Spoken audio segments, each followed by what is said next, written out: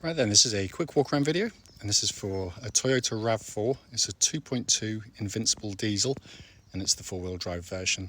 Finished in silver with black leather interior, 81,000 miles from memory, and in very, very, very nice condition. Very well maintained car, and it's been kept very nicely inside and out. Lights and lenses completely clear, no cracks, no condensation. Bumper very, very clean indeed. Likewise, bonnet of the car, hard to see a stone chip anywhere. Certainly looks like the car that's done half the mileage it's done, in all honesty. Near side, passenger side, very, very clean in the panels. Nothing obviously sort of jumps out at you. Near side front alloy, the one that takes all of the bashing, and there's not a mark that can be seen there. Panel work, very good. Near side rear alloy, again, very, very clean indeed. Come around the back of the car, bumper corners again, very clean. Likewise, tailgate and entry points all very clean, no scag marks. Offside of the vehicle, again, really, really smooth in the panels. Come down to the offside rear alloy, again, unmarked. The remaining panel work is very, very clean indeed. And then final alloy, as with all the others, in lovely condition. So externally, it really is a very clean car. It's not to say, as I always say, there will be the odd little mark that I obviously can't see or the camera doesn't pick up, but that's a very, very clean example. It's coming to the back of the car now. As you can see, obviously electric tailgate working as it should. It's been kept absolutely beautifully back here. Enormous boots. And obviously you can fold those seats down, but usually they're very heavily used, but that's been given a very gentle life. It's coming to the back of the car now. Absolutely tons of legroom in the back, and this is where SUVs and family cars tend to let themselves down because it's where the kids sit. This is one of the best you'll see in the back. The leatherwork's absolutely beautiful. It's been kept simply wonderfully. So coming into the passenger side on the front, all very, very clean and tidy. Seat, passenger seat there, it's been kept wonderfully well. So finally coming on the driver's door card, again, really clean. Likewise, footwell areas, very clean indeed.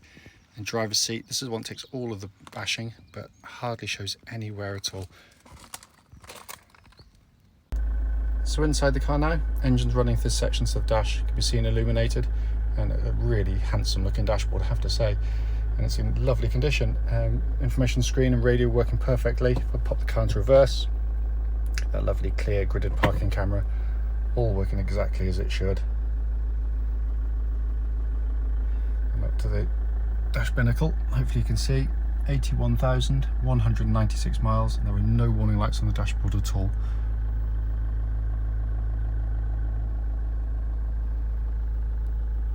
Finally, just to show you, owner's manual pack and lock and wheel nut keys, all here and present with the car. Right then, this is a quick road test video. This is for a Toyota RAV4. It's a 2.2 Invincible model. This car is registered SH13KPZ, and mileage showing is 80,189 miles. The reason we do the videos is very simple indeed. It's to ensure that if anyone's looking at any of our cars online, they actually get to see the cars advertised in operation. The reason we feel it's important is very simple. We have all too often gone to see cars ourselves which look perfectly good, and the adverts, only to get there and find out when you drive it's got a fundamental problem. So that's why we do the videos, to highlight anything that may be on the car, rare as it might be. We also did the road test on these very quiet country roads very close to our premises. This actually forms part of the road test route we take people on, and the reason for that is obvious. It's hopefully then it'll be representative of what you'd feel yourself should you be offered a test drive in the car.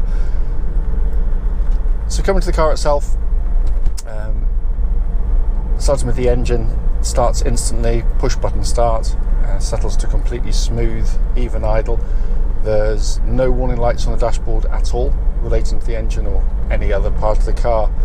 The engines are lovely units, they really are.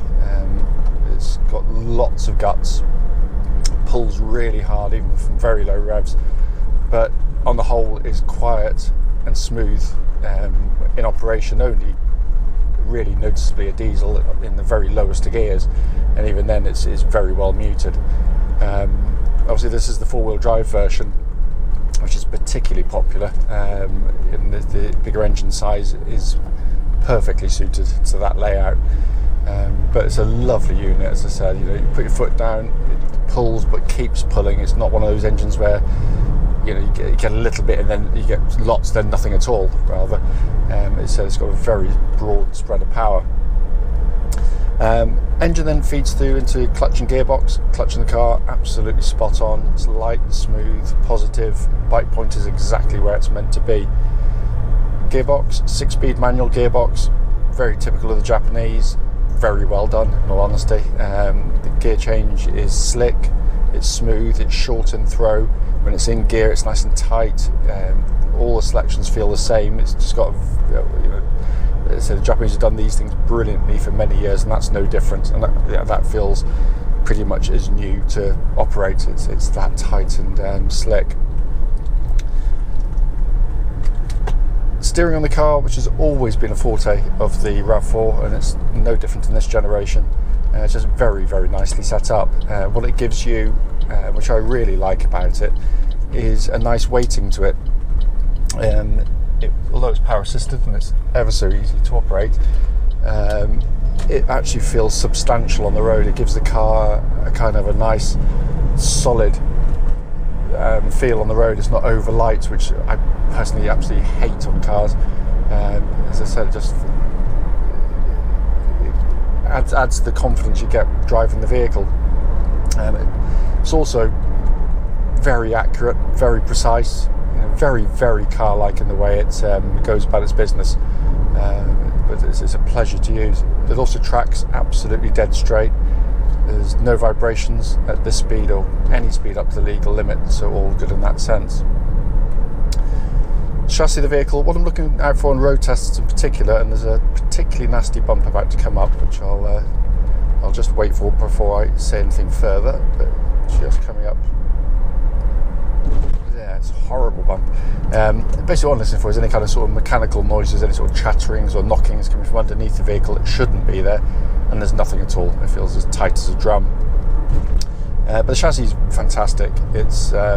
It allows the car to really go through the corners very, very well indeed, without feeling anything other than car-like. It doesn't feel kind of truck-like or sort of ponderous, but it gives you a very, very, very well-judged ride. It's ever so comfortable.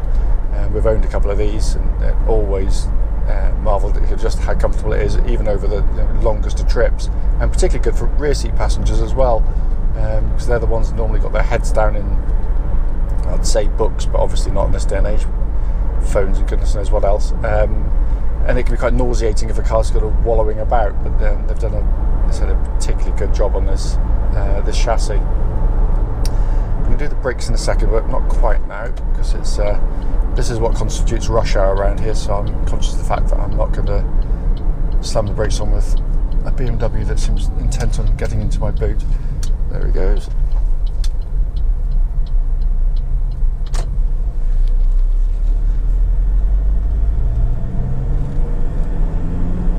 So just get up to speed and then give the brakes we checked them underneath, and we did the mechanical checks on the car, and they're very good indeed, so I'm not anticipating anything other than a good braking system on the car. Just going to make sure no one's directly behind me. Give it a nice, it's good solid pedal on the car. What I'm looking for is good initial bite, which is obviously what it's got, but also the fact that there's no kind of pulsing on the brake pedal, and again, all seems absolutely fine in that sense. So coming inside the vehicle, first things first, it's not been cleaned yet. It's how it's come to us. It's very clean, but it's not been cleaned. But it's one of those cars which is going to require very little to make it look absolutely lovely, because it's in lovely condition in here. Beautifully made, no squeaks, rattles, creaks from the interior. Really, really well bolted together cars, and a lovely place to sit and operate a car. They've got really good visibility. I can see the bonnet of the vehicle, which is a minor miracle these days. you feel very confident in the vehicle. It's quite a kind of a modernish looking dashboard for this era of car. I like kind of the padding up here, looks really nice and classy on it. Everything's working exactly as it should. Air conditioning, which offers you what they call dual zones, different temperatures side to side, and that blows out absolutely ice cold air, by the way. Heated seats for the front 2 seats, all working exactly as they should. Dash in front, binnacle, very, very simple, beautifully laid out, just minimalist, which I really like. It's only the information you require and very little more. Steering wheel feels absolutely superb, perfect rim on it, leather bound. The support's exactly where you want them to be at the 10:2 position, and again, all the functions working exactly as intended.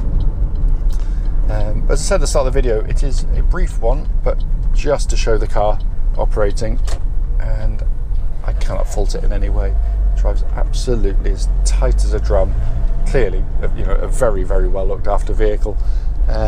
As always though, if you've got any questions, don't hesitate, give us a call.